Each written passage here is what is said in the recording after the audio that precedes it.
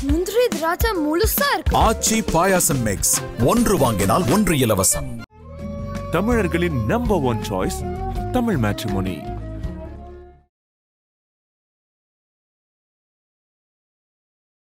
Sir, நேற்றைக்கு கரூரில் பாதிக்கப்பட்ட மக்களை மகாபலிபுரத்துக்கு வர வச்சு விஜய் பார்த்துருக்கு. விஜய் வந்து ரொம்ப எமோஷ்னலாக பேசினார், இங்கே காலெல்லாம் விழுந்தார் அப்படிங்கிற டோனில் வந்து பலரும் பேசியிருக்காங்க. திமுக போன்ற எதிர்க்கட்சிகள் வந்து ரொம்ப கடுமையாக விமர்சனம் பண்ணுறாங்க. இரங்கல் விசாரிப்பது தான் வந்து தமிழர்களுடைய அறம், இது வந்து அறமா அப்படிங்கிற டோனில் வந்து விஜயை மறுபடியும் விமர்சனம் பண்ண ஆரம்பிச்சிருக்காங்க. என்னங்க அரசியல் பண்ணுறீங்க? பாதிக்கப்பட்ட மக்களே நேராக கூப்பிடுவீங்களா? உங்கள்கிட்ட வசதி இருக்குன்னு தானே பண்ணுறீங்க. இது எப்படி சரியாக இருக்கும்? விஜய்க்கு நீங்கள் சொன்ன மாதிரி தப்பாக இந்த ஜான் ஐடியா கொடுத்துட்டே இருக்காரு. ஜானை மீறி ஆதவோ இல்லை மற்றவர்களோ சொல்ல முடியாது. விஜய் 2 பேரும் நல்லா நம்புறாரு. ஒன்று புஷியானந்த், இன்னொருத்தவர் ஜான். 2 பேருமே நம்ப வச்சு கழுத்து இருக்கிறாங்க சார் விஜயை. அது காலம்தான் பதில் சொல்லும். புஷிக்கு எதுவும் தெரியாது. பொலிட்டிக்கல் தெரிஞ்சவர்கள் ஒரு 38 மாவட்டம் தமிழ்நாட்டில் இருக்க அரசியல்லாம் தெரியும். இந்த மாவட்டத்தில் இந்த கம்யூனிட்டி இருக்குது, இந்த மாவட்டத்தில் இந்த கம்யூனிட்டி இருக்குது, இந்த மாவட்டத்தில் இந்த பிரச்சனை இருக்குது, விவசாயிகள் பிரச்சனை இது, காவிரி பிரச்சனை இது, அது இது தெரிஞ்ச ஒருத்தன் வந்தானா விஜய்கிட்ட போய் நெருங்கிட்டானா சிக்கல், நமக்கு ஆபத்து. ஒரு குடும்பத்தை சேர்ந்த அந்த 20 லட்சத்தை விஜய்க்கு திருப்பியும் அமைச்சிருக்காங்க. அதுவும் ஒரு பீஸ்ஃபுல்லாக மாறி இருக்கு. என்னை பார்க்க வரல, அதனால அந்த பணத்தை திருப்பி கொடுக்குறேன்றாங்க. தன்மானத்துக்கு முன்னாடி பணம் ஒரு மேட்டரே கிடையாது. கூட்டணி சார்ந்து என்ன சில முடிவில் இருக்க ஒரு குழப்பத்தில் இருக்காரா? அவர் தெளிந்த முடிவுக்கு வந்துட்டாரா? என்ன பண்ண போறாரு? நீங்கள் சொன்னீங்கல்ல, ஒரு மாசமா விஜய் அந்த கட்சி எந்த ஒரு உருப்படியான முடிவு எடுக்கலன்னு. அவர் எடுத்த உருப்படியான ஒரே முடிவு என்டிஏ கிட்ட பேசுனது. செப்டம்பர் 27 கரூர் சம்பவத்துக்கு பிறகு அக்டோபர் 27 இது வரைக்கும் ஒரு மாசத்துல தமிழ்நாட்டில் எதுவுமே நடக்கலையா? குறிப்பாக விவசாயிகளுடைய நெல் கொள்முதல் பருவமழை நேரா சொல்லாம கொள்ளாம தஞ்சாவூர்ல போய் நின்று இருந்தாருன்னு வச்சுக்கோங்களேன், விஜயோடைய கிராஃப் எங்கேயோ போயிருக்கும். குறைந்தபட்ச அறிக்கை விட்டீங்க. இப்போ ராமதாஸ், அன்புமணி ராமதாஸ் டெய்லி சாகடிக்கிறார், கூர்மையா பேசுறாரு, அடிச்சுட்டு இருக்காரு. நீங்க அந்த மாதிரி கூட அந்த காலத்துல திமுக ஆட்சி இருக்கும் ஐயா எப்படி தினமும் ஒரு அறிக்கை கொடுப்பாரோ அதே மாதிரி அறிக்கையை வந்து அன்புமணி கொடுத்துட்டு இருக்காரு. அப்போ இது கூட பண்ணல அப்படின்னா என்ன கணக்குது? ஆதரணியர்களுக்கு அன்பு வணக்கம். இன்று நம்மோடு மூத்த பத்திரிகையாளர் திருமிகு அப்துல் முத்தலீஃப் அவர்ந்துள்ளார்.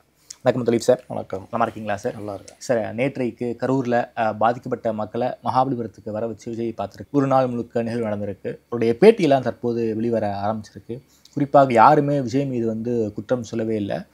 நாங்கள் செய்த தவறுன்னு அக்கௌண்டபிலிட்டியை அந்த பாதிக்கப்பட்ட மக்கள் எடுத்துக்கிட்டாங்க. அது மட்டும் இல்லாமல் விஜய் வந்து ரொம்ப எமோஷ்னலாக பேசினார், இங்கே காலெல்லாம் விழுந்தார் அப்படிங்கிற டோனில் வந்து பலரும் பேசியிருக்காங்க. திமுக போன்ற எதிர்க்கட்சிகள் வந்து ரொம்ப கடுமையாக விமர்சனம் பண்ணுறாங்க. இது தமிழர் அறமா? பாதிக்கப்பட்டவங்கள வீட்டுக்கு போய் பார்ப்பது, அவங்கக்கிட்ட போய் இரங்கல் விசாரிப்பது தான் வந்து தமிழர்களுடைய அறம், இது வந்து அறமா அப்படிங்கிற டோனில் வந்து விஜயை மறுபடியும் விமர்சனம் பண்ண ஆரம்பிச்சிருக்காங்க. நேற்று நடந்த டெவலப்மெண்ட்ஸ் எப்படி பார்க்குறீங்க? இப்போ விஜய் வந்து பொது வாழ்க்கையில் தினசரி ஆக்டிவிட்டீஸோடு இருந்துட்டு ரெகுலராக மக்களை பார்க்கறது, ரெகுலராக இப்போ அந்த தூய்மை பணியாளர் போராட்டம் நடத்தும் அந்த மாதிரி விஷயங்களில் நேராக போயிட்டு அந்த மாதிரி டே டு டே ஆக்டிவிட்டீஸை மற்ற அரசியல்வாதிகள் மாதிரி இருந்துட்டு, அல்லது விஜயுடைய மற்ற நிர்வாகிகள் அந்த மாதிரி இருந்து கரூர் சம்பவத்துக்கு பிறகு அவர் மனசு உடைந்து இந்த மாதிரி வர வச்சுருந்தாருன்னா நம்ம அதை வந்து தப்பு சொல்ல முடியாது. ஆமாம். ஆனால் எப்போவுமே அவர் வெளியே போக மாட்டார். இந்த சென்னையில் இருக்கிற தூய்மை பணியாளர்கள் விவகாரத்தில் கூட நைட்டு போய் உக்காந்துருக்கலாம்ல, அவர் யாருக்கு தெரிய போகுது? அப்போ அதுவே அவங்களையும் இங்கே கூப்பிட்டு வர்றது, இந்த மாதிரி விவகாரங்கள்லாம் தொடர்ச்சியாகவே இவர் பண்ணும்பொழுது, அப்போ இதையும் பண்ணும்பொழுது தான் எல்லாருக்குமே என்ன கோபம் வருதுன்னா, என்னங்க அரசியல் பண்ணுறீங்க? பாதிக்கப்பட்ட மக்களே நேராக கூப்பிடுவீங்களா? உங்கள்கிட்ட வசதி இருக்குன்னு தானே பண்ணுறீங்க. இது எப்படி சரியாக இருக்கும்? ரெண்டாவது, அவர் உள்ளே நடந்த விஷயங்கள் முதல்ல சொன்னாங்க, உடனே சொல்லிட்டாங்க. உள்ளே நான் சொல்கிறேன் என்ன நடந்தது. ஃபஸ்ட்டு அந்த இடத்துல ஃபுல்லாகவே ரூம் எடுத்துட்டாங்க. கிட்டத்தட்ட 50 ரூம் எடுத்துட்டாங்க. இன்றைக்கி காலையில் தான் கொஞ்சம் பேர் போயிருப்பாங்க. முதல் நாள் நைட்டே பல பேர் வந்து தங்கிட்டாங்க. எல்லோரும் தங்க வச்சுட்டாங்க. அப்புறம் ஒரு ஹாலில் எல்லோரையும் உட்கார வச்சு ரூமில் விஜய் உட்காந்துருந்தார். ஒவ்வொருத்தராக ஒவ்வொரு ஃபேமிலியாக உள்ளே காமிச்சிருக்காங்க. உள்ளே யாரும் இல்லை. ஓகே. விஜய் கூட யாரும் இல்லை. விஜய் மட்டும் தனியாக பார்த்துருக்கு. விஜய் மட்டும் தான் தனியாக. புஷி கூட்டு போயிட்டு வந்திருக்காரு. இதெல்லாம் பண்ணியிருக்காரு.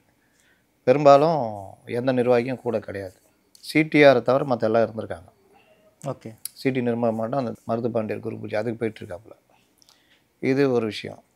உள்ளக என்ன நடந்ததுன்னு யாருக்குமே தெரியாது. ஒன்று அந்த ஃபேமிலி சொல்லணும், இல்லாதான் விஜய் சொல்லணும். விஜய் சொல்ல மாட்டார். விஜய் சொல்ல மாட்டார்.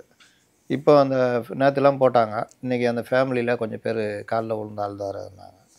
ஒருவேளை அழுதுருக்கலாம். ஏன்னா இந்த சம்பவம் விஜயை ரொம்ப பாதிச்சிருக்கும். ம் 41 நாள் எல்லாருடைய உயிரிழப்புக்கு நம்ம காரணமாயிட்டோம். அந்த ஃபேமிலி சம்மந்தப்பட்ட ஃபேமிலியை நேரில் பார்க்கும்பொழுது மனசு உடஞ்சிருக்கும். ஆமாம்.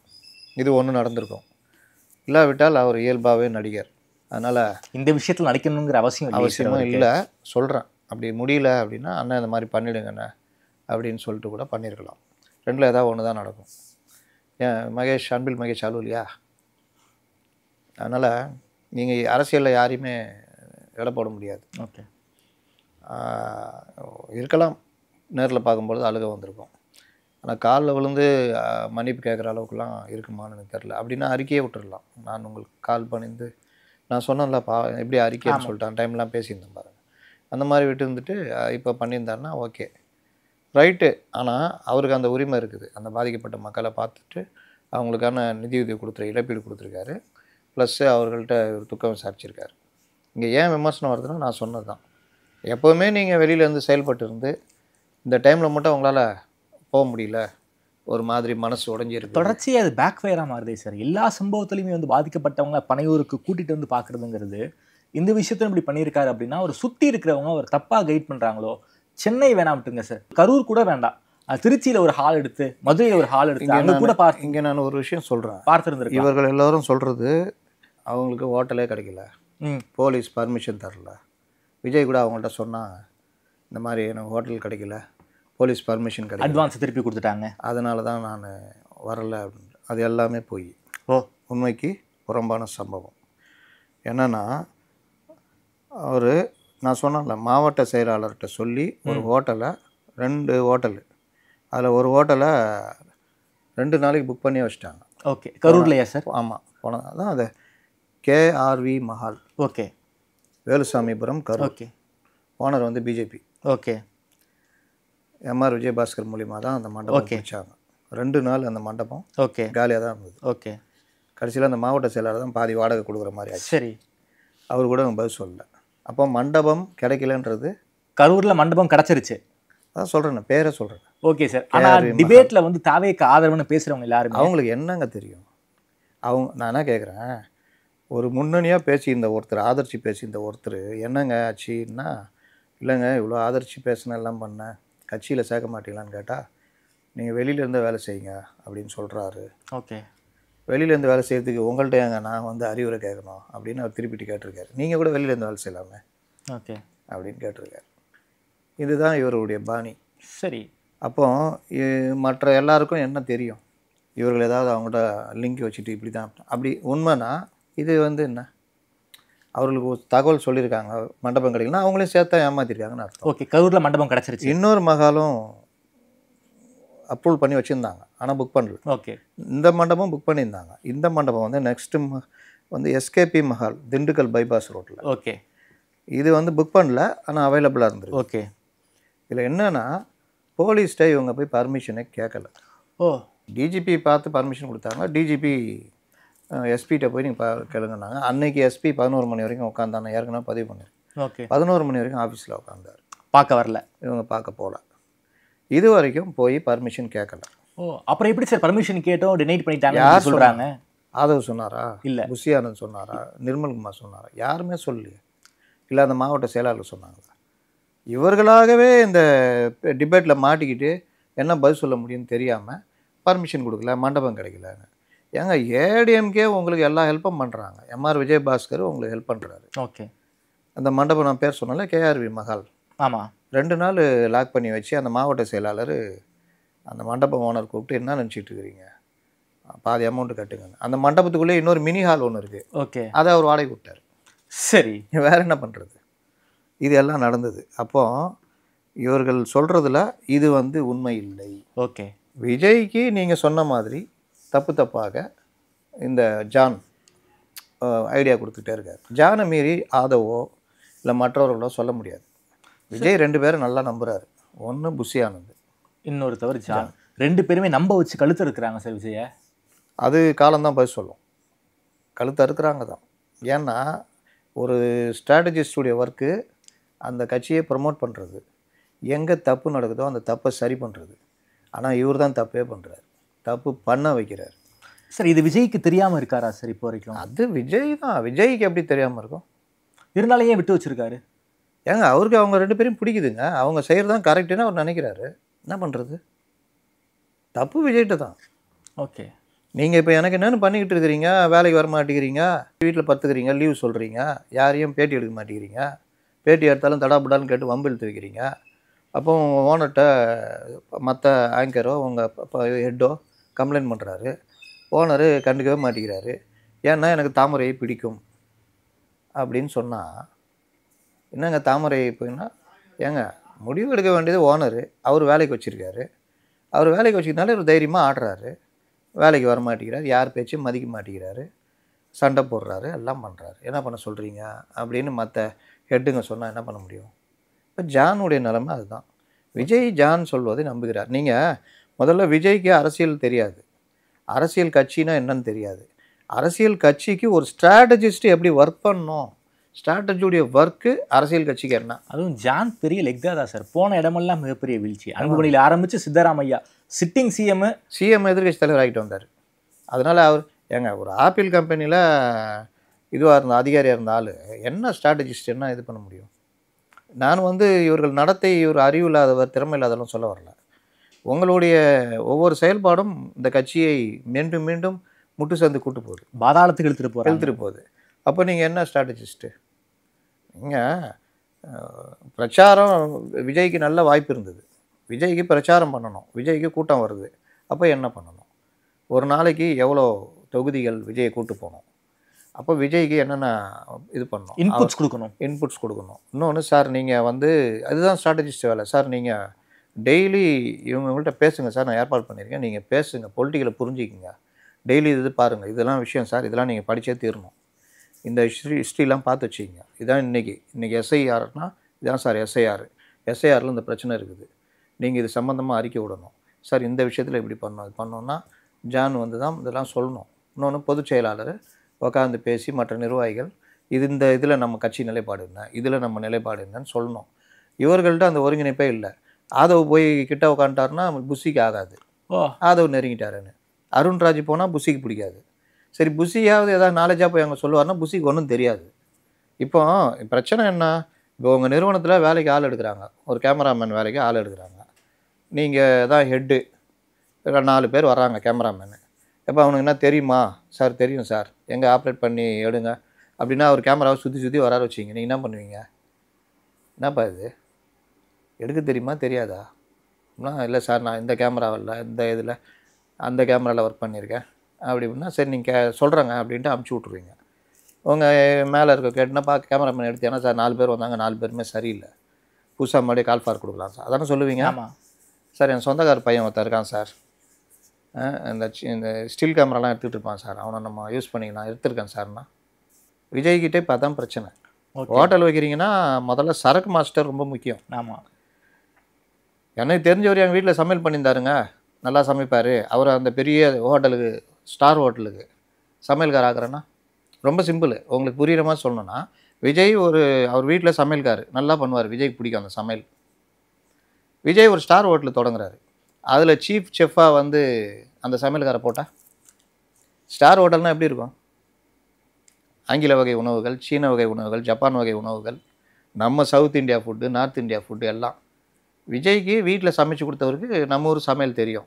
அவரை கொண்டு போய் சீஃப் செஃப்பாக போட்டால் என்ன ஆகும்? அவர் கீழே இருக்கிற 5-6 செஃப்பை அவர் எப்படி மெயின்டைன் பண்ணுவார்? அப்போ நீங்கள் நல்ல செஃப்லாம் எடுத்துக்கங்க அப்படின்னா அவர் என்ன பண்ணுவார்? அவருக்கு தெரிஞ்ச ஆட்களை கூப்பிட்டு, ஏப்பா நீலாம் ஜாயின் பண்ணிப்பான். ஒரு நல்ல செஃப் வர்றான் சார், எனக்கு south Indian, north Indian, Japan, சீன வகைகள்லாம் செய்ய தெரியும்னா, ஏப்பா நீ கிளம்பு.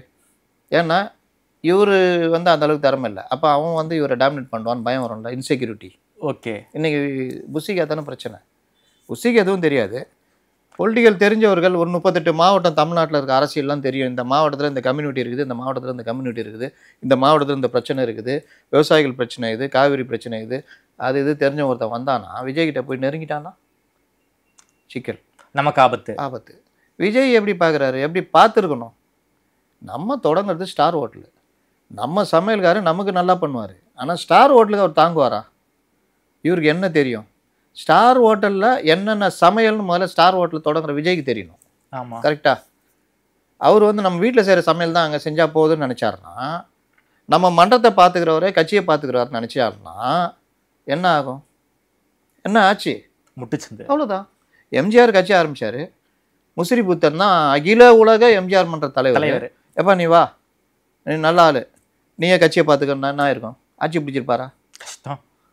அப்போ யாரை எங்கே வைக்கணும்னு ஒரு தலைவனுக்கு தெரியணும். யாரை எடுக்கணும், யாரை தேர்ந்தெடுக்கணும், யாரை யூஸ் பண்ணணும். இது எல்லா இடத்துக்கும் பொருந்தும். இந்த நிறுவனத்து கூட பொருந்தும். முஸ்லிபுத்தனுக்கு ஆனால் டிக்கெட் கொடுத்தாரு. ஆனால் வந்து முக்கியமான பதவிகளை வந்து எதுவுமே கொடுக்கல. ஆர்எம்வியை தான் பக்கத்தில் வச்சுக்கிட்டாரு. ஆர்எம் வீரப்பனே மேனேஜர் தான். ஆனால் அவருடைய பொலிட்டிக்கல் நாலேஜை வச்சு அவரை யூஸ் பண்ணாரு. அதுவும் பெரியார் கிட்ட இருந்தவர் சார். அவர் தான் கூப்பிட்டு வந்தார். அப்புறமா அண்ணா கிட்ட வந்தார், அண்ணா கிட்ட எம்ஜிஆருக்கு வந்தார். அப்போ ஆர்எம் வீரப்பன்னு பொலிட்டிக்கல் நாலேஜ் தெரியும். அதனால அவரை மினிஸ்டர் ஆக்குனார். ஆமாம். முசிறிபுத்தன் ஆக்குனாரா? ஆக்கல. ஐஸ்வரி வேலன் இப்போ இருக்கார். ஐஸ்வரி கணேஷ் அவங்க அப்பா நடிகர். எம்ஜிஆர் கூடயே நடிச்சிட்டு இருப்பார். காமெடி இதெல்லாம் சின்ன சின்ன ரோல் பண்ணிப்பார். எம்ஜிஆருக்கு அவர் மேலே ஒரு பற்று. முதல் ஆர்கே நகர் அப்போ தான் உருவாகுது 77. அதுக்கு முன்னாடி பேசன் பிரிட்ஜின் தான் தொகுதி ஆர்கே நகராக உருவாகுது. அந்த தொகுதிக்கு முதல் எம்எல்ஏ ஐஸ்வரி வேலன் 77. அவரை மினிஸ்டர் ஆக்கல, துணை அமைச்சர். தமிழ்நாட்டு வரலாற்றிலேயே துணை அமைச்சராக இருந்தவர் ஐஸ்வரி வேலன் தான். இது எம்ஜிஆர் பண்ண இது. அப்போ இன்னும் அப்புறமா வாரியம் தெரிஞ்சவங்களாம் வாரியம் கொடுத்தாரு. இப்போ தலைவர்களே பாருங்கள், இப்போ கலைஞர் எடுத்துக்கங்க, ஒருத்தர் வாரியத்துக்கு தகுதினா வாரியம் கொடுப்பாரு. ஆமாம். அதுலேருந்து எம்எல்ஏ கொடுப்பாங்க. எம்எல்ஏல தயாரானா அமைச்சராக்குவாங்க. இதுதானே நடைமுறை. நீங்கள் உங்கள் மன்றத்தை அவர் நல்லா பார்த்துக்கிட்டான்ற ஒரே காரணத்துக்காக கட்சியை கொண்டு போய் அவர்கிட்ட கொடுத்தீங்கன்னா உங்களுக்கு அரசியல் தெரியாது. அதை காம்பன்சேட் பண்ணுறதுக்கு பொதுச் செயலாளராவது கொஞ்சம் ஸ்டஃபான ஆளாக இருக்கணும். அவர் அறிக்கை விடுறது, பத்திரிகையாளர்களை பார்க்குறது, கட்சி நிலைப்பாடு விஜய்க்கே சொல்லித்தர்றது. சார் இந்த இடத்துல நம்ம இப்படி எடுக்கணும், இதில் நம்ம இப்படி எடுக்கணும், இதில் இப்படி பேசணும் அப்படின்னா கட்சி மூவ் ஆகும். இவர் நானே ராஜா நானே மந்திரியில் கூட இருப்பானே, எஸ்எஸ்எல்சி பெருசா பிஎஸ்சி பெருசாடானா அண்ணா நான் அதை அப்புறம் சொல்கிறேன் நீங்கள் கேளுங்கன்ற மாதிரி ஆளை கூட வச்சுருந்தேன் நான். சரி. இவர் வந்து பியூசி ஆனந்த போடும்போது இவர் என்ன பண்ணியிருக்கணும்? ஸ்ட்ராட்டஜிஸ்ட் ஒர்க்கு இது மட்டும்தாங்க, இதை தாண்டி நம்ம அவ்வளோ அலோவ் பண்ணக்கூடாது. கட்சி வேறு, ஸ்ட்ராட்டஜிஸ்ட்டு நம்ம சிம்பிளாக சொல்லணும்னா இந்த இதில் சோஷியல் மீடியா மேனேஜர் மாதிரி. நம்ம இது சேனலில் சோஷியல் மீடியா மேனேஜர் வந்து உங்கள்கிட்ட நீங்கள் வந்து போங்க நான் உட்காந்து எடுக்கிறேன், நீ இவர் தாமரை வேணாம் அவர் வேணான்னு சொல்ல முடியுமா? முடியாது. அப்போ அவருடைய வேலை தாமரை என்ன சொல்லலாம், தாமரை இந்த மாதிரி நீங்கள் ஒரு இது பண்ணுறீங்க, அதை மட்டும் தவிர்த்துருங்க, இது போக மாட்டேங்குது சரியா, இந்த இதை பண்ணுங்க அப்படின்னு சொல்லலாம். இந்த டைமுக்கு இந்த வீடியோ போடலாம், இது நம்ம ப்ரைம் டைமு, இதில் இப்படி பண்ணலாம், இது ரொம்ப போல இவரை எடுக்காதீங்க, இதை இப்படி பண்ணுங்க, அதை அப்படி அது வேணால் சொல்லலாம். அதை தாண்டி உள்ளே வந்து ஒரு ப்ரொடக்ஷன் ஹெட்டு பண்ணுற வேலையை அவர் பண்ணக்கூடாது. கரெக்டாக? அப்புறம் வேலை எடுக்கிறது உங்கள் ஓனர்கிட்ட சொல்லி யார் ஆங்கரு மற்றவங்களாம் வேலைக்கு நான் தான் எடுப்பேன், நான் தான் முடிவு பண்ணுவேன்னு சொல்ல முடியுமா சோஷியல் மீடியா மேனேஜர்? முடியாது.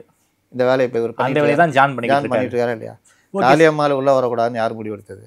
மற்ற அரசியல் கட்சி தலைவர் அவ்வளோ பேர் உள்ளே வரக்கூடாதுன்னு யார் முடிவு எடுத்தது? ஜான் தான். 2 பேர், ஜானு புஷிக்கு இன்செக்யூரிட்டி.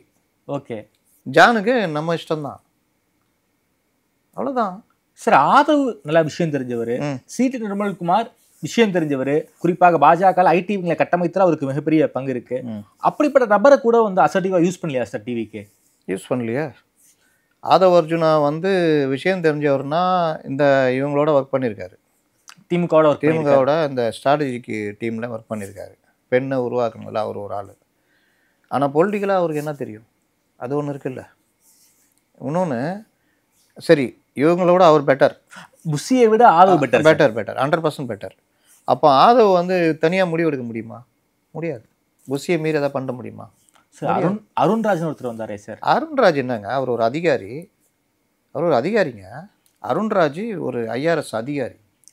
அவருக்கு பொலிட்டிக்கலாக வந்து தமிழ்நாடு பொலிட்டிக்கல் எந்த அளவுக்கு தெரியுன்றதெல்லாம் சொல்ல முடியாது. அவர் இன்னொன்று இப்போ எல்லாருக்குமே தாவேகள் என்ன பிரச்சனை வருது? முட்டு கொடுக்க வேண்டிய நிலைமைக்கு ஆளாகிறாங்க. ஒரு கட்சி ஒரு இஷ்யூவில் நம்முடைய கருத்து என்னன்னு கொண்டு போகிறத தாண்டி யாருமே செயல்படல, கட்சி செயல்படல. தலைவர் உள்ளே உட்காந்துட்டு இருக்காரு, தலைவர் ஏன் பேட்டி கொடுக்க மாட்டேங்கிறாரு, தலைவர் ஏன் வெளியே வர மாட்டேங்கிறாரு, கரூர் கேம் போல் இதுக்கு முட்டு கொடுக்குற மாதிரி தான் இன்றைக்கி நிலமை போகுது. அப்போ அவங்கவுங்களுக்கு தோணுனதை சொல்லிகிட்டு இருக்கிறாங்க. இதில் ஈஸியாக சொல்கிறது என்னது? போலீஸ் பர்மிஷன் கொடுக்கல, கரூரில் அனுமதி கொடுக்கல, மண்டபம் கிடைக்கல, ஓகே அப்படின்றது. அதனால் அது அப்படி கிடையாது. ஓகே, ஸ்டில் வந்து ஒரு குடும்பத்தை சேர்ந்தவர்கள் அந்த 20 லட்சத்தை விஜய்க்கு திருப்பியும் அமைச்சிருக்காங்க. அதுவும் ஒரு பீஸ்ஃபுல்லாக மாறி இருக்குது. அது அவங்களுடைய இஷ்டம் தான், நம்ம என்ன சொல்ல முடியும்? என்ன பார்க்க வரல, அதனால் அந்த பணத்தை திருப்பி கொடுக்குறேன்றாங்க. தன்மானத்துக்கு முன்னாடி பணம் ஒரு மேட்டரே கிடையாது. அதனால் ஒவ்வொருத்தரும் ஒவ்வொரு விதமாக எடுக்கலாம். ஓகே நீ யார் எனக்கு பணம் கொடுக்குறதுன்னு கூட இருக்கலாம். எல்லாருமே பணத்துக்கு வந்து ஏற்றுக்கிட்டு இது பண்ண மாட்டாங்க. அதுக்காக பணத்தை ஏற்றுக்கிட்டு இங்கே வந்து விஜயை பார்த்தவங்களெல்லாம் நம்ம கொச்சையாக பேச முடியாது. மற்றவங்க பேசுகிறாங்களா அந்த மாதிரி பேச முடியாது. ஏங்க உயிர் போயிருக்குங்க, அது அவங்க இஷ்டங்க. அது மக்களை நாம் குறை சொல்லக்கூடாது. நீங்கள் என் வீட்டில் இழப்பு இறந்துருக்குது, அந்த இழப்பை மீறி நான் விஜயை நேசிக்கிறேன். அவர் என்னங்க பண்ணுவார் பாவம்? நாங்கள் போனதும் தப்புங்க, அந்த இடத்துல நடந்துடுச்சு, அவர் என்ன விரும்பியாக பண்ணார் அப்படின்னு சொன்னால் 20 லட்ச ரூபா வாங்கிட்டு அவருக்கு ஆதரவாக பேசுகிறாருன்னா கொச்சப்படுத்துறது. புரியுதா? இழப்பீடு கொடுக்குறாங்க. ஆமாம். இழப்பீடுன்றது அந்த 20 லட்ச ரூபா அந்த உயிர் போனது ஈடே ஆகாது. ஆனாலும் நான் என்னுடைய நான் ஏதோ நான் பண்ணணும்னு நினைக்கிறேன், அதனால் என்னுடைய இழப்பீடு இதை வச்சுக்கோங்க, ஓகே, காலம்பூரா நான் உங்களுக்கு துணையாக இருப்பேன்னு இன்றைக்கி சொல்கிறார் விஜய். நாளைக்கு எப்படியே தெரியாது. விஜய் ஒன்றும் எம்ஜிஆர் இல்லை. Okay sir. சார் குறிப்பாக 30 நாள் பொலிட்டிக்கலாக எந்த ஒரு டெவலப்மெண்ட்டுமே விஜய்கிட்ட இருந்து வரல. ஏகப்பட்ட இஷ்யூ இருக்குது. இப்போ எஸ்ஐஆர்லாம் வந்துருக்கு. ரியாக்ட் பண்ணாமல் ரொம்ப ரொம்ப அமைதியாக இருக்காங்களே சார். அது விஜய் மட்டுமே காரணம்னு நான் சொல்ல மாட்டேன். ஏன்னா சரி, விஜய் மனசு ஒடிஞ்சு போயிருக்காரு, வெளியில் வரலான்னு வச்சுக்கோங்க. ஆனால் கட்சின்னு ஒன்று செயல்படல சார். அப்போ நீங்கள் கேளுங்க, இந்த ஆதவ், இந்த புஷி, இந்த அருண்ராஜ், இந்த நிர்மல்குமார், இவங்கெல்லாம் என்ன பண்ணாங்க? இவங்க வெறுமனே எல்லாரும் அவர் விஜய் ஒரு மூலையில், இவங்க ஒரு மூலையில், எல்லாம் அப்படி உக்காந்துங்கன்னு டெய்லி மூஞ்ச பார்த்துன்னு 41 பேர் இப்படியேவா? அந்த துக்கம் அடைந்த ஃபேமிலியை, உயிரை கொடுத்த ஃபேமிலியை அவங்க அன்றாட வேலையை பார்க்க போயிருப்பாங்க. அப்படியே உக்காந்துருப்பாங்க. எந்த துக்கமும் 3 நாள் இல்லை ஒரு வாரம், அதுலேருந்து நம்ம ரிலீஃப் ஆகிடுவோம். ஓரளவு ரிலீஃப் ஆகிடுவோம். அதுக்கப்புறம் எனக்கு அது நம்ம மனித இயல்பு. இல்லாட்டி மனுஷன் வாழ முடியாது. ஒரு இழப்புன்றது நடக்க தான் செய்யும். அந்த நேரத்துக்கு ஒவ்வொருத்தர் எடுத்துக்கிற விதம் இருக்கும். சில பேருக்கு 2 மாதம் 3 மாதம் கூட தாங்க முடியாமல் நினைக்கிறப்பெல்லாம் கண்ணீர் வரும். ஆனால் இயல்பான வாழ்க்கையும் வாழ்ந்துகிட்டு இருப்பாங்க. இதுதான் மனிதர்களுடைய இயல்பு. வாழ்க்கைன்றது எல்லாவற்றையும் மறந்து கடந்து போய்கிட்டு இருக்கிறது தான். ஓகே. லவ் ஃபெயில் இந்த பாட்டு வரும்ல, ஆழ்வார்பேட்டை ஆண்டவா, அதுதான் வாழ்க்கையோட தத்துவம். எல்லாருக்குமே லவ்ன்றது ஸ்கூல் படிக்கும் போது இந்த பொண்ணே எனக்கு கிடைச்சிட்டா, ஆண்டவனே இந்த பொண்ணே எனக்கு கிடைக்கணும்னு வேண்டுவோம். அது வயசும் ஒத்தே வராது. அந்த பெண்களுடைய நிலைமை வரல. 13 வயசுக்கு வருவாங்க, 12 வயசு இல்லாட்டி காலேஜ் பிரிஞ்சிருவாங்க. கொஞ்ச நாள் இவன் ஏதாவது அப்படி தெரிஞ்சிட்டு இருப்பான். மறுபடியும் இன்னொரு இது காலேஜ் போனான்னா அங்கே ஒரு பொண்ணை பார்ப்பான், அது விரும்புவான், இன்னொரு பிரேக்கப் ஆகும், இல்லாட்டி ஏதாவது ஒன்று ஆகும். பழைய சினிமா பாட்டெல்லாம் கேட்டுட்டு பொம்பளைங்களாம் மோசம்ட்டு போவான். இப்படியே போவோம். ஒரு நாள் 5ஆவதுக்கு ஒரு நாள் அரேஞ்ச் மேரேஜாக நடக்கும், இல்லாட்டி லவ் மேரேஜாக நடக்கும். அவ்வளோதானே, தான் வாழ்க்கை. அந்த பொண்ணு கிடைக்கலன்னு எவனோ செத்து போயிடுவானா? அப்படி செத்து போகிறவங்களும் இருக்காங்க. அது ரொம்ப ரேரு. ஓகே. பைத்தியக்காரர்கள் அவர் தான். அன்றைக்கி கூட ஒரு சின்ன சண்டை, பைக்கில் வராங்க, திடீர்னு பைக்கில் விட்டு ஓடி போய் குளத்துல விழுந்துட்டான். அந்த பொண்ணும் போய் குளத்துல விழுந்து அவனை காப்பாற்ற முயற்சி பண்ணது, இவன் செத்து போயிட்டான். ஒரு செகண்டு பார்த்தீங்களா இல்லையா? ஒரு 3 நாளைக்கு முன்னாடி. ஓகே. அதனால் இது வாழ்க்கை அது கிடையாது. இல்லை வாழ்க்கைன்றது நீங்கள் இந்த ஆட்டோகிராஃப் பாடலாம் வச்சுக்கலாம், அது மாதிரி தான் வாழ்க்கை. அடுத்தடுத்து நம்ம கடந்து போய்கிட்டே இருப்போம். அதில் அட்டகத்தி மாதிரியே இருப்பாங்க. அந்த பொண்ணு போயிடுச்சுன்னா அழுதுகிட்டே போண்டா சாப்பிட்டு, நல்லா இருக்குது போண்டா, இன்னொரு போண்டா வாங்கி சாப்பிடணும், அதான் வாழ்க்கை. அதை தாண்டிலாம் வாழ்க்கை கிடையாது. Okay sir. இவர்கள் உக்காந்துட்டு 41 பேர் இறந்து போயிட்டாங்க, கட்சியே செயல்படல, நாங்கள் என்ன பண்ணுறது, துக்கம் அனுஷ்டிக்கிறோம், இதெல்லாம் உருட்டல். நமக்கு அவங்களுக்கு ஒரு குற்ற உணர்வு இருக்கும். அந்த குற்ற உணர்வுக்கு அந்த ஈடாக 20 லட்ச ரூபா கொடுத்துட்டாரு, வாழ்க்கை பூரா நான் உங்களுக்கு எதாவது உதவி பண்ணால் நான் பண்ணுறேங்கன்றாரு. அதுதான் பண்ண முடியும். Okay sir. குறிப்பாக கூட்டணி சார்ந்து என்ன சார் முடிவில் இருக்க? ஒரு குழப்பத்தில் இருக்காரா? அவர் தெளிந்த முடிவுக்கு வந்துட்டாரா? என்ன பண்ண போகிறாரு? நீங்கள் சொன்னீங்கல்ல, ஒரு மாதமாக விஜய் அந்த கட்சி எந்த ஒரு உருப்படியான முடிவு எடுக்கலைன்னு. அவர் எடுத்த உருப்படியான ஒரே முடிவு என்டிஏ கிட்ட பேசுனது. ஓகே. சிபிஐ விசாரணை கேட்டு அதுக்கப்புறம் அவங்க வந்து பேசுனது, அப்புறம் அவர்கள்ட்ட நடத்தின பேச்சுவார்த்தை, அது ஒரு உருப்படியான முடிவுன்னு. ஏன்னா விஜய்க்கு ஒரு விஷயம் நல்லா தெரிஞ்சு போச்சு. நம்ம நினைக்கிற மாதிரி இந்த புஷி ஆனந்த், இந்த ஆதவ் இவர்கள் காட்டின பில்டப்பு, ஜான் காட்டின பில்டப்பு, இது எதுவுமே யதார்த்தம் கிடையாது. யதார்த்தன்றது டிஎம்கே எவ்வளோ பவரு, அவர்கள் எப்படி அடிப்பாங்கன்றத அன்னைக்கு அந்த 27லேருந்து ஒரு வாரத்தில் அவர் தெரிஞ்சுக்கிட்டார். நம்மள்ட்ட அந்த அளவுக்கு இல்லைன்னு தெரிஞ்சு போச்சு. அதுக்கப்புறம் தான் அவர் வேறு முடிவு எடுக்கிறார். அந்த முடிவு வந்து அவருக்கு எவ்வளோ வார்த்தை விட்டோமே. அரசியல்வாதிகள்னால் சமாளிச்சுட்டு சொல்லுவாங்க, இவர் அரசியலுக்கு புதுசு, அதனால் இது எப்படி நம்ம சமாளிக்கிறதுன்னு. கூட இருக்கிறவங்களும் 2 பேர் டிஎம்கே ஸ்லீப்பர்ஸ் எல்லாம் இருக்காங்க, அவங்க போவேணா அப்படி இப்படின்றாங்க. விஜய் புத்திசாலித்தனமாக முடிவு எடுக்கணும்னா என்டிஏ கூட்டணி உள்ள போனாருன்னா இன்றைக்கி அவர் கட்சி இருக்கிற நிலமையில் ஒரு 40-50 எம்எல்ஏ ஜெயிக்கலாம், கொஞ்சம் ஆஸ்வாசப்படுத்திக்கலாம். அதை தான் பவன் கல்யாண் சொன்னது. இல்லை சார், ஆனால் கட்சி கரைஞ்சிரும். கரையாது. அதெல்லாம் எப்படி கரையும்? விஜய்க்குன்னு ஒரு ஃபேன் பேஸ் இருக்குல்ல. அதுக்கப்புறம் அவர் அரசியல் பண்ணாங்க. இதே மாதிரி என்டிஏ கூட கூட்டணி போய்ட்டு ஒரு 40 எம்எல்ஏ ஜெயிச்சுட்டு இதே மாதிரி வீட்டுக்குள்ள உட்காந்தா அரசியல் பண்ணால் தானே கட்சி வளர்க்க முடியும். அதே போல் காங்கிரஸ்ல இருந்தும் விஜய் வந்து அப்ரோச் பண்ணுவதாக தகவல் சார். தமிழ்நாடு காங்கிரஸ்குள்ளார வந்து விஜய் கூட போகணுங்கிற ஒரு எண்ணம் வலுத்திருப்பதாக தகவல். அதை வந்து செயற்குழுலாம் பேசியிருக்காங்க அப்படி இப்படின்னு. டிஎம்கே வந்து 2019 கலைஞர் இறந்தோன்னா ஸ்டாலின் வராருல, அவருக்கு ஒரு பயம் வருது. நம்ம எப்படி அரசியல் பண்ண போகிறோம், ஏடிஎம்கே எதிர்த்து பிஜேபி எதிர்த்துன்னு. அந்த நேரத்தில் மக்கள் நல கூட்டணி தோற்று போனவங்க அவங்களுடைய பவரும் அவங்களுக்கு தெரியுது, நம்ம முடியாது, அப்போ நம்ம டிஎம் கூட்டணி கூட சேர்ந்து இவங்களை எதிர்ப்போம். சேர்ந்து தான் 2019 எதிர்க்கிறாங்க.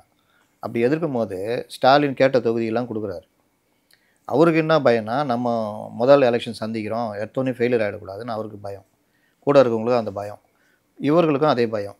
40க்கு 39, அது 39க்கு 38 ஜெயிச்சிட்டாங்க. ஆமாம், ஜெயிச்சோன்னே இவர்களுக்குள்ள ஒரு ஆசுவாசம் வந்துச்சு, ஒரு சந்தோஷம் ஜெயிச்சிட்டோன்னு.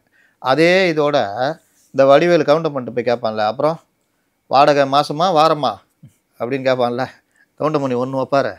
அந்த மாதிரி 21 எலெக்ஷனில் அப்புறம் எல்லாத்துக்கும் எல்லாம் 2 தொகுதினா 12 வருது, ஒரு 15 எப்படி பேசிக்கலாமா அப்படின்னு ஒன்று கவுண்டர் பண்ணி வச்ச மாதிரி 1 வைக்கிறாங்க.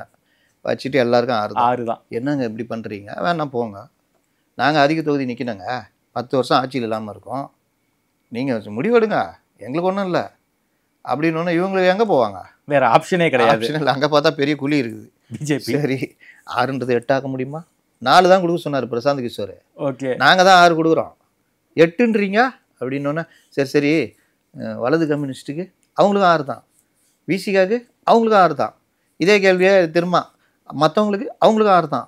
சரி எனக்கு ஒரு கண்ணு போனால் அவனுங்க போதா, ரைட்டு விடுங்க, சரிங்க எல்லாத்துக்கும் 6 கொடுத்து முடிச்சுட்டாங்க போங்க. அந்த மாதிரி அடித்தாங்களா? அப்போ இந்த வெறுப்பு சார் அடித்தாலும் அரவணைச்சாங்களா சார்?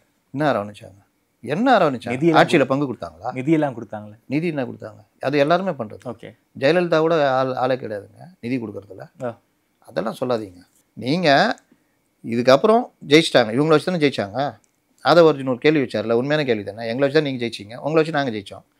ஜெயிக்கிறீங்க, ஆட்சி பிடிக்கிறீங்க, என்ன பண்ணுறீங்க? இந்த தடவை ஜோக் என்னென்னா, கட்சியில் இருக்கிறவனுக்கே ஏதாவது நடக்கும், ஆட்சிக்கு வந்துட்டோம் நம்ம நல்லா சம்பாதிக்கலாம், அந்த காட்டன் அது கூட நடக்கலையா? அமைச்சர்கள்லாம் பெருசாக ஒன்றும் நடக்கலையே. இவர்களுக்கு என்னென்னா 6 தொகுதியாக சுருக்கிட்டாங்களே, கண்டம் பண்ணிட்டாங்களேன்னு அந்த கோபம் இருந்துகிட்டே இருந்தது. அதை வெளியே காமிச்சிக்காமல் அப்பப்போ முணங்குவாங்க, இது பண்ணுவாங்க. இந்த தடவை விஜய் என்டிஏ போகிறாரு அப்படின்னா இவங்களுக்கு அடி விழும் தெரியும். விஜய் இருந்தால் இவர்கள் டிமாண்டை இப்போ அதிகப்படுத்துகிறாங்க. ஓகே, அதுக்கு நாங்கள் விஜய்கிட்ட போயிடுவோம், இந்த செய்தியை கிளப்பிக்கிட்டே இருக்காங்க. அப்போ டிஎம்கே என்ன பண்ணோம்? காங்கிரஸ் இழுத்து பிடிக்க பார்க்கும். நேற்று பண்ணாரா இல்லையா? என்னுடைய ஆர்யூ நண்பர் அந்த இது ராகுல் காந்தி. ஏன் இதெல்லாம் காரணம் இதுதான். நேற்று கூப்பிட்டு ஒரு பார்ட்டி அந்த கூட்டன்ற பேரில் எல்லாரையும் கூப்பிட்டு பேசியிருக்காப்புல, அதனால் பார்த்துங்க பண்ணிக்கலாம் அப்படி இப்படின்னு. இதை தான் பண்ணுவாங்க. எந்த வகையாவது ஒன்று சீட்டை இல்லைன்னா வேறு இது இந்த மாதிரி பண்ணி தக்க வைக்க பார்ப்பாங்க. ஓகே, அதுக்கு தக்க வைக்காமல் இருக்கிறதுக்கு, சீட் ஷேரிங் அதிகப்படுத்துறதுக்கு, டிமாண்ட் பண்ணுறதுக்கு இந்த மாதிரி விஷயங்கள்லாம் கிளப்பி விடுவாங்க. சமீப காலமாக காங்கிரஸ் ரொம்ப காங்கிரஸ் நீங்கள் பார்த்த காங்கிரஸ் இது இல்லைங்க. இப்போ பார்க்குற காங்கிரஸ் நீங்கள் பார்த்துக்காங்க, காங்கிரஸ் வேறங்க. பிஜேபியோட 3 மடங்குங்க. அவங்க கருணாநிதியே மண்டையில் அடித்து பாதி பிரித்து நிற்க வச்ச காங்கிரஸ், இந்திரா காந்தி. ஆமாம், அதனால் காங்கிரஸ் வேறு. இப்போ அவங்க அப்படியே என்ன வாழ்ந்து கட்ட குடும்பம் மாதிரி, அவங்களுக்கு சான்ஸ் கிடைக்கும் போதெல்லாம் ஏறி அடிப்பாங்க. 60 சீட்டு கொடுத்தாங்க, 3 சீட்டுக்கு சண்டை போடல, டெல்லி வரைக்கும் போச்சுல. 63 நாயன்மார்கள்னு கலைஞர். அப்போ கலைஞருக்குமே அந்த அளவுக்கு ஆடினாங்களே. அதனால் இப்போ நேரம் அப்படி இருந்தது கொடுத்துட்டாங்க. இப்போ மறுபடியும் நேரம் கிடைச்சா ஏறி அடிப்பாங்க. சார், விஜயை வச்சு சீட் டிமாண்டுக்காக காங்கிரஸ் இப்படி பேசுகிறாங்களா? ஆமாம், வேற என்ன? இது எல்லா கட்சிக்கும் அந்த உரிமை இருக்குல்ல. நாங்கள் அதிக சீட் நிற்கணும், நாங்கள் ஆட்சியை பிடிக்கணும், நீ சீட்டை குறைச்சிங்கன்னு அந்த உரிமை திமுக பயன்படுத்திச்சுல்ல 2021. நீங்கள் தான் ஜெயிச்சுட்டு 5 வருஷம் ஆண்டிங்கல்ல. இப்போ எங்களுக்கு பழையபடி சீட்டு கொடுக்கும். அதாவது பாஜக பூச்சாண்டியை காட்டாதீங்கன்னு எல்லா கட்சிகளும் சொல்ல ஆரம்பிச்சிட்டாங்க. அது பாஜக கூச்சன்னா நீ அங்கே போய் காமி, ஜனங்கிட்ட காமி, என்கிட்ட காமிக்காது, சிறுபான்மை மக்கள்கிட்ட காமி. நாங்களும் வேணால் சேர்ந்து காமிக்கிறோம். இதோ இன்னைக்கு எஸ்ஐஆர் வீரபாண்டியன் முத்தரசனை முண்டிடுவார் போல். ஏன்னா அவர் சொல்கிறாரு எஸ்ஐஆர் மூலியமாக குடியுரிமையை நீக்கிடுவாங்க. எப்படி நல்லா இருக்குல்ல? அது எஸ்ஐஆர் இருக்குல்ல, தீவிர வாக்கு இது. ஆமாம், அதில் வந்து அவங்க ஐடென்டிஃபிகேஷனை இது பண்ணி வாக்குரிமை இருக்கா இல்லையான்றது அது ஒரு நடைமுறை தான். அதுவும் எஸ்ஐஆர்னு பேர் வச்சோன்னே இவங்க அதை அங்கே 65 லட்சம் போனோன்னா அது உச்சநீதிமன்றத்துக்கு போய் உச்சநீதிமன்றம் நடைமுறைப்படுத்த சொல்லிட்டு இப்போ ஒன்றும் பண்ணல. அவர் நடைமுறைப்படுத்துகிறாங்க, அது முடிஞ்சிச்சு. இவர்கள் இதை கையில் எடுத்துக்கிட்டு ஏதோ ஒரு பெரிய அது மூலிமா இந்திய குடிமக்களே இந்திய மக்கள் இல்லைன்னு சொல்ல போகிறாங்கன்ற லெவலுக்கு இன்றைக்கி கே பாலகிருஷ்ணனும் வீரபாண்டியனும் பேசிக்கிட்டு இருக்கிறாங்க. ஆக்சுவலாக அது அப்படி கிடையாது. தீவிர வாக்கு சேகரிக்க வாக்கு அந்த இது செக் பண்ணுற இது வந்து எஸ்ஐஆர் வந்து அதோடைய அடிப்படை வந்து வாக்காளரை பட்டியலை மீண்டும் சரிபார்க்குது. ஆமாம்.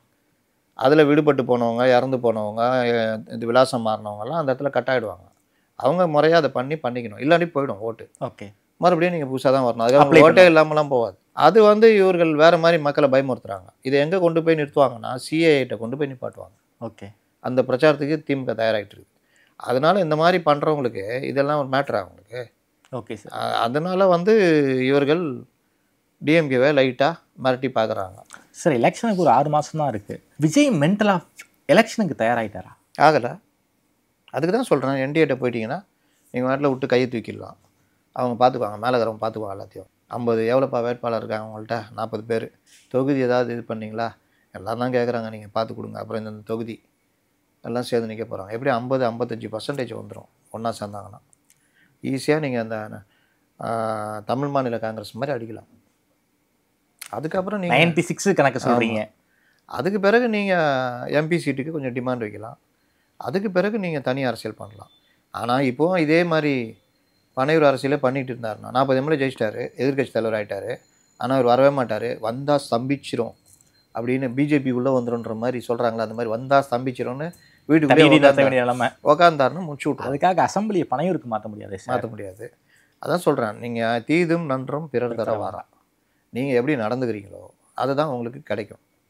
நீங்கள் நல்லா அரசியல் பண்ணிங்கன்னா நல்ல அரசியல் பண்ணுறதுக்கு ஏகப்பட்ட இஷ்யூ இருக்குது. நான் என்ன கேட்குறேன், மழை பெய்யுது, அதை வச்சு செப்டம்பர் 27 கரூர் சம்பவத்துக்கு பிறகு அக்டோபர் 27 இது வரைக்கும் ஒரு மாதத்தில் தமிழ்நாட்டில் எதுவுமே நடக்கலையா?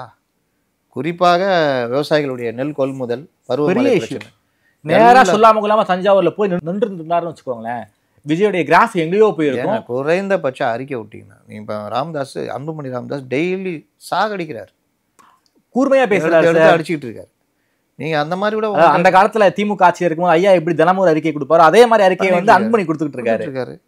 அப்போ இது கூட பண்ணல அப்படின்னா என்ன கணக்கு? இது எந்த துக்கம் இருந்தாலும் 3 நாள் துக்க வீட்டுக்கே. ஒரு வீட்டில் துக்கம் வந்துச்சுன்னா கடை திறக்க மாட்டாங்க, வழக்கமான பணி செய்ய மாட்டாங்க. 3 நாள் பொறுத்து அவங்க பணி ஆரம்பிச்சிடுவாங்க. செய்வாங்களா மாட்டாங்களா? நீங்கள் என்ன அப்படி ஒரு துக்கம்? அதான் பிரச்சனை இவங்களுக்கு. அப்படி பனையூரில் என்ன சார் பண்ணுறாரு அவர்? யாருக்கு தெரியுங்க? என்ன கேட்டால் சினிமா பார்த்துட்டு இருப்பார், ஏதாவது பெரிய ஸ்க்ரீன் வச்சு படம் போட்டு பார்த்துட்டு இருப்பார். சொல்கிறதுக்கு இல்லை. ஓகே சார், ரொம்ப நன்றி சார். குறிப்பாக விஜயோடைய அரசியல் பற்றி பேசியிருக்கீங்க. இப்போ வரைக்கும் ஒரு தெளிவான முடிவு இல்லை, எந்த ஒரு அரசியலும் பண்ணாமல் இருக்கார். இப்படியே போச்சுன்னா விஜயோட இருப்புக்கே கேள்விக்குறியாகும். அதை பற்றி ஒரு யோசனை கூட இல்லை. ஆனாலும் மக்கள் விஜய்க்கு ஓட்டு போட தயாராக இருக்காங்க. ஆனால் அதற்கு விஜய் தயாராக இல்லைங்கிற பல்வேறு விஷயங்களை ரொம்ப வெளிப்படையாக பேசியிருக்கீங்க. பார்க்க வேண்டியவர்கள் பார்ப்பார்களா அப்படிங்கிறது எனக்கு மிகப்பெரிய கேள்வியாக இருக்குது. ஏன்னா தொடர்ச்சியாக ஒரு அட்வைசரி நோட்டாக தான் நீங்கள் வந்து ஆதனில் வந்து விஜயை பற்றி பேசிக்கிட்டு இருக்கீங்க. அதையெல்லாம் கவனிச்சிருந்தா கூட ஏதாவது செயல் அளவில் 0.1% ஒரு மாற்றம் கிடச்சிருக்கும். இது இன்னைக்கு வரைக்கும் ஒன்றுமே தெரியல. அது காலம் கையில் இருக்குது, விஜய் கையில் இருக்குது. விஜய் என்னை பொறுத்த வரைக்கும் விஜய் அரசியல் வரணும். திமுக தான் ஆளணும்னு அவசியம் இல்லை. விஜயும் ஆளலாம், யார் வந்தாலும் மக்கள் ஆதரவு இருந்தால் யார் வேணாலும் அரசியல் பண்ணலாம். விஜய் அரசியலுக்கு வராரு, நம்ம விமர்சிக்க வேண்டியது அவருடைய அரசியல். அவர் பாட்டில் எடுத்துகிட்டு போனாரா, வண்டிக்குள்ளே திரிஷா இருந்தாங்களா, இல்லை அவருக்கு இவங்களோட தொடர்பு, இதெல்லாம் நமக்கு தேவையில்லாத வேலை. அது அவர்களுடைய அந்தரங்கம். அப்படின்னு அந்தரங்கம் பேசணும்னா எல்லாரையும் பேசலாம், அது பேசக்கூடாதுன்றது தான் ஒருத்தருடைய இது. இப்போ விஜயுடைய அரசியல் இது. இந்த அரசியலில் அவர் இப்படி போனார்னா நல்லாயிருக்கும், போகலன்னா சிக்கலாகிடும். அவ்வளோதான். தொடர்ச்சியாக அவருக்கு அட்வைசரி நோட்டாக தான் நம்ம பேசிக்கிட்டு இருக்கோம். ஆனால் 0.1% கூட அக்கௌண்டபிலிட்டி எடுத்துக்காம ஒரு ரெஸ்பான்சிபிலிட்டி இல்லாமல் இருக்காரு. இது வந்து விஜய் தான் முழு பொறுப்பு. என்ன பண்ண போறாருன்னு தெரியல. காலம் தான் பதில் சொல்லும் நானும் நினைக்கிறேன். நேரில் நேரம் கொடுத்து பேசியமைக்கு நன்றி. நன்றி.